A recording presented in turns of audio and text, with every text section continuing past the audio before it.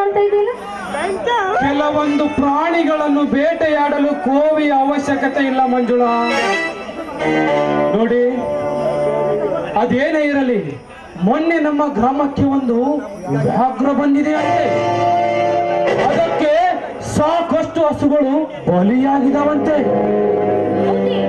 ಈ ವಿಷಯ ನನಗೆ ಗೊತ್ತೇ ಇಲ್ವಲ್ಲ. ವಿಷಯ ಕೇಳುತ್ತಾ ಹೋಗಿ ಇನ್ನು ಭಯಂಕರವಾಗಿದೆ. ಇಷ್ಟೊಂದು ಭೀಕರ ವಿಷಯವೇನಾಗ? ಮೊನ್ನೆ ನಾನು ಆ ವ್ಯಾಘ್ರದ ತಾಣದಲ್ಲಿ ಮುಕ್ತ ಹಸುವನ್ನು ಕಂಡೆ. ದೈವವಶ ಹಸುವಿನ ಬಳಿ ವ್ಯಾಘ್ರ ಇಲ್ಲದನ್ನು ಕಂಡು ಮನಸ್ಸಿಗೆ ನೆಮ್ಮದಿಯಾಯಿತು.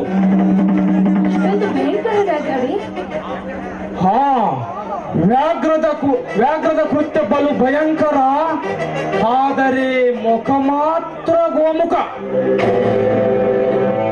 ಗೋಮುಖ ವ್ಯಾಘ್ರನ ಅಪಹಾಸ್ಯ ಮಾಡ್ತಾ ಇದ್ದೀರಾ?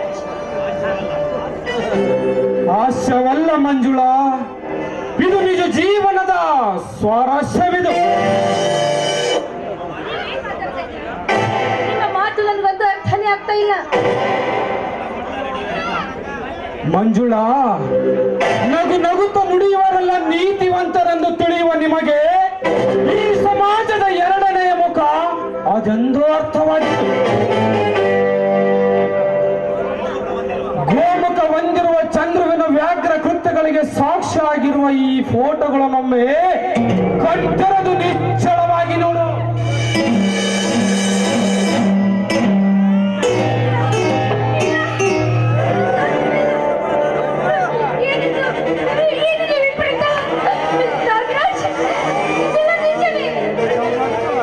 ಮಂಜುಳಾ, ಪ್ರತ್ಯಕ್ಷ ಸಾಕ್ಷಿಗೆ ಪ್ರಮಾಣ ಬರಬೇಕೆ? ಈ ಫೋಟೋ ನೋಡೋದಕ್ಕೆ ನನಗೆ ಸಾಧ್ಯನೇ ಆಗ್ತಾ ಇಲ್ಲ. ನನ್ನ ಚಂದ್ರ ಇನ್ನೊಂದು ಹೆಣ್ಣಿನ ತೊಳೆದಿಕ್ಕೆ ಇಲ್ಲ.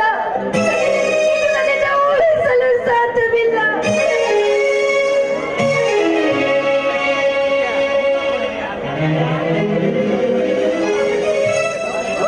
ನೋಡಿದೆಯ ಮಂಜುಳಾ ನಿನ್ನ ಚಂದ್ರುವಿನ ಚಂಚಲತೆಯನ್ನು?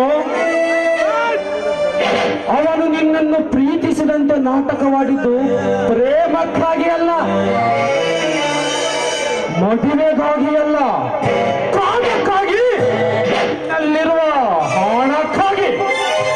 ಹಿಂದಿನ ಬಡಾಧಿಕಾರಿಗಳು ದುಡಿಯದೆ ಪ್ರೇಮದ ನಾಟಕವಾಡಿ ಹಣ ಗಳಿಸುವ ಮಾರ್ಗವನ್ನು ನೋಡುತ್ತಿದ್ದಾರೆ.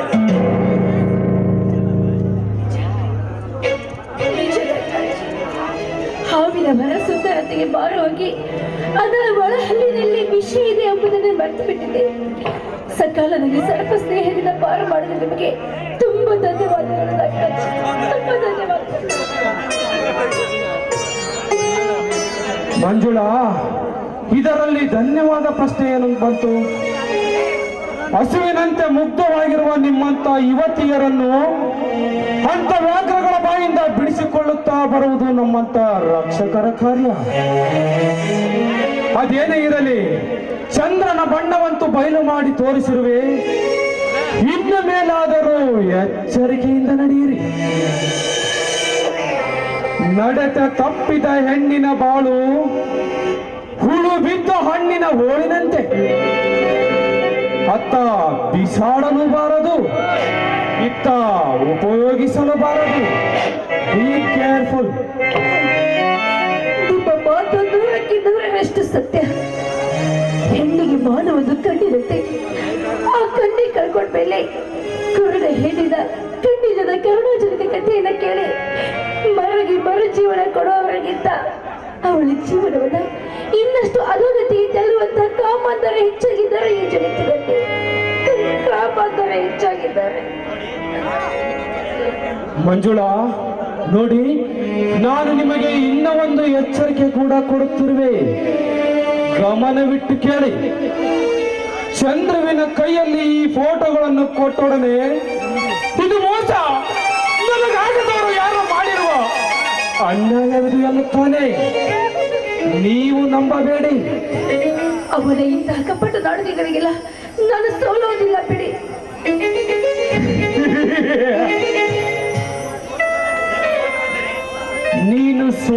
ಇದ್ದರೆ ಅವನು ತನ್ನ ಪ್ರೇಮ ರಾಗವನ್ನು ಆಡಲು ಪ್ರಾರಂಭಿಸುತ್ತಾನೆ. ಏನೆಂದು? ಮಂಜುಳಾ, ನನ್ನ ದೇಹದ ರಕ್ತ ಕಣ ಕಣವು ಮಂಜುಳೆಯ ದಿವ್ಯ ಪ್ರೇಮ ರಾಗವನ್ನೇ ಹಾಡುತ್ತಾ ಹರಿಯುತ್ತಿದೆ. ಮಂಜುಳಾ, ನನ್ನನ್ನು ನಂಬು, ನಾನು ದ್ರೋಹಿ ಅಲ್ಲ, ವಂಚಕನಲ್ಲ, ನಿನ್ನ ಪ್ರೇಮದ ಆರಾಧಕ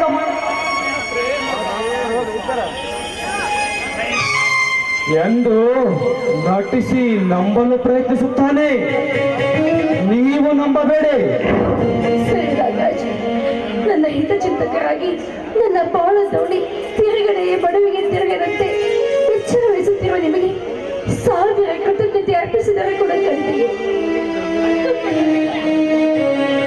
ಮಂಜುಳಾ, ಅದೇನೇ ಇರಲಿ, ಹುಲಿಯ ಬಾಯಿಂದಂತೂ ತಪ್ಪಿಸಿಕೊಂಡಿದ್ದೀರಿ. ಬದುಕಿದ್ದಕ್ಕಾಗಿ ಆ ಸದ್ಗುರು ವೀರಭದ್ರೇಶ್ವರನಿಗೆ ಧನ್ಯವಾದ ಹೇಳಿ ಮನೆಗೋಗಿ ಹಾಯಾಗಿ ನಿದ್ದೆ ಮಾಡಿ ಆಪತ್ತೊದಗಿದಾಗ ಸ್ಮರಿಸಿ ರಕ್ಷಣೆಗಾಗಿ ಬರುವೆ. ನಾನಿನ್ನು ಬರಲೇ.